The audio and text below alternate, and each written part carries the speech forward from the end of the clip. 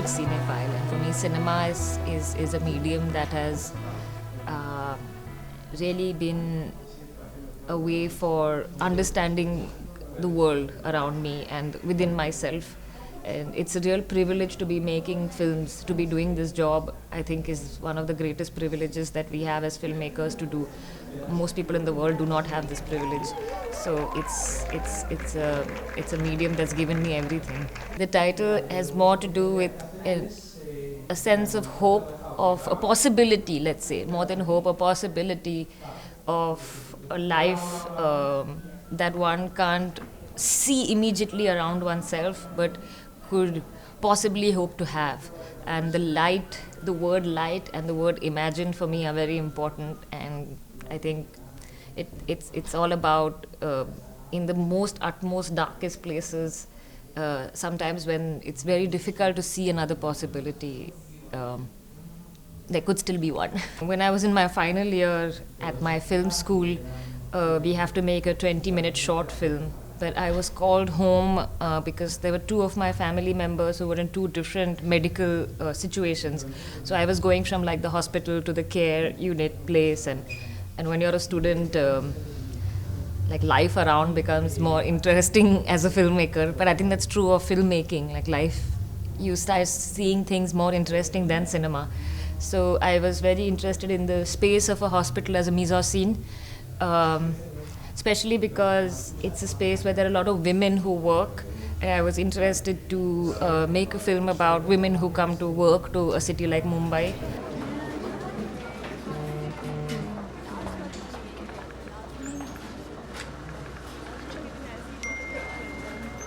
As I started thinking deeper and deeper about it, I realized it can't be done in 20 minutes. So I decided to put that aside, and then I took long time to make it, but in the middle I made another movie. So it's a long time that I've been with this film.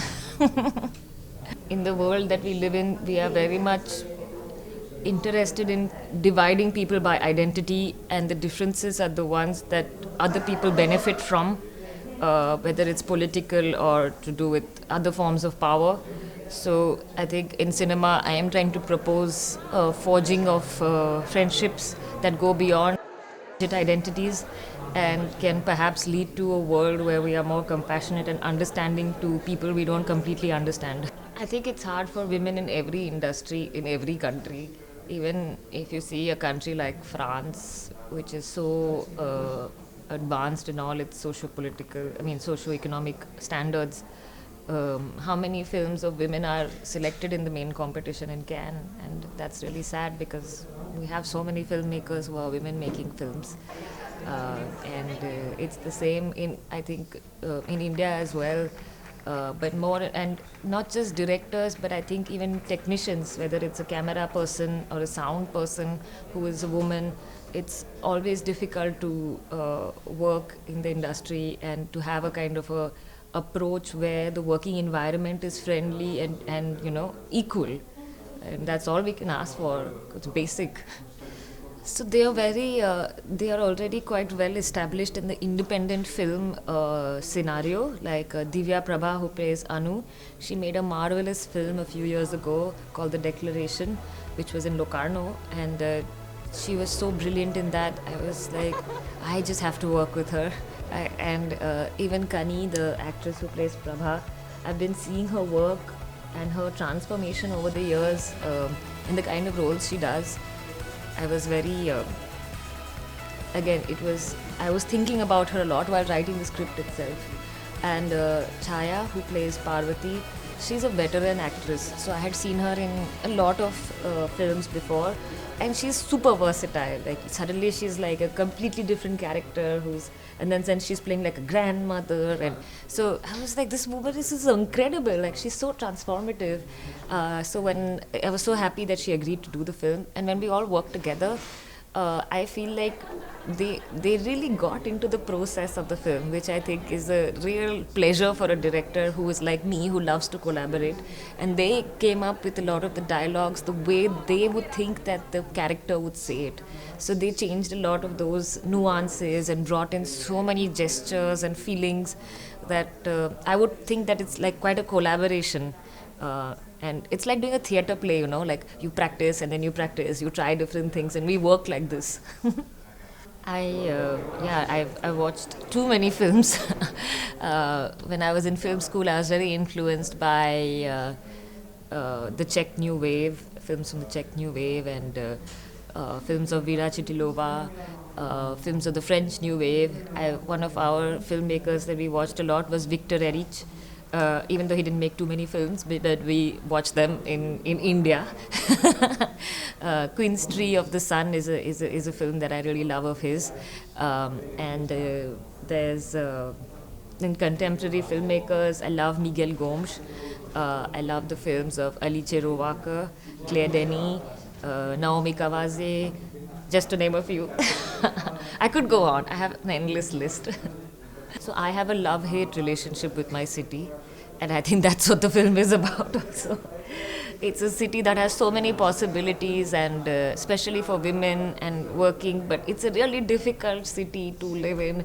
And during the monsoon, especially to go to work every day, the trains always stop, and it's a city full of contradictions. It's a city that is perpetually in a state of flux because there is like real estate prices have really gone up. So there's a lot of gentrification of areas. So from my childhood to now, those places look completely different. And that means that a lot of people who had the right to live there no longer have that right. And this was something that I've been troubled by and watching my city over the years. And these were all the different layers I wanted to have in the film.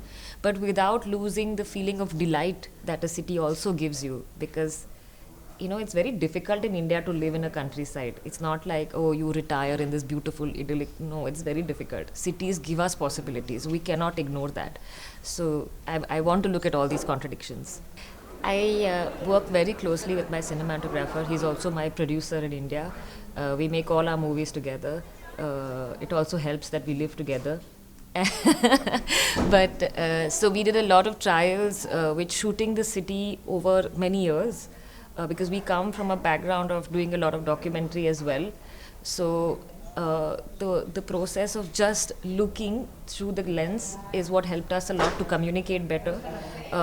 And we came up with the language of the film by looking at the light, because the film is first half is shot in the monsoon light, which is a very particular kind of light in Mumbai. Like today, this grey weather is monsoon, but it doesn't rain like this. It rains like continuously for 3-4 days, and it's this bluish greyish light. But it's only for 3 months that we have this. After that, it's bright sunlight. So I wanted to show this shift of light and the feeling that I think the environment one is in, the light, the feeling of the light changes one's mood also in some way. I think Europeans understand that better than us. So I wanted to have these two different feelings of light in the mise en scene.